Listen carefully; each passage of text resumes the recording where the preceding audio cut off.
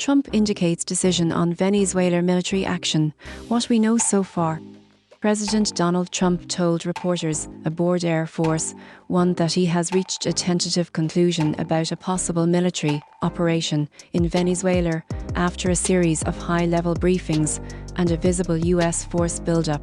Four sources disclosed to CNN that the president received briefings on a spectrum of options, from targeted airstrikes on drug trafficking routes or military facilities to a full-scale attempt to remove President Nicolás Maduro.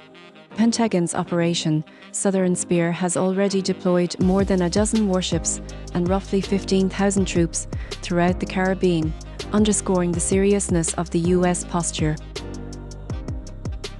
During a press conference on November 14, Trump said, "I sort of have made up my mind, yeah.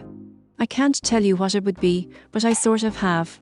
The remarks followed meetings that included Defense Secretary Pete Hegseth, Joint Chiefs Chairman Jen.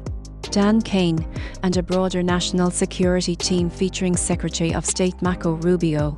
The briefings covered several scenarios: air strikes on drug smuggling routes, strikes on Venezuelan military sites, and a direct effort to depose Maduro.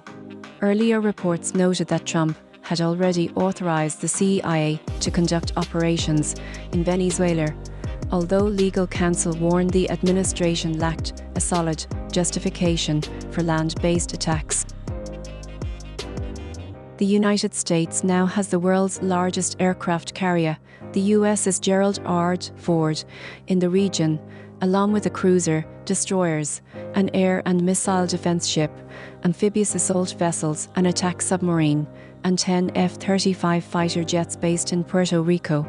Experts liken the scale of the deployment to the 1989 Panama invasion, calling it the most significant U.S. military buildup of the century. In response, Venezuela has announced a massive mobilization of its own forces and equipment.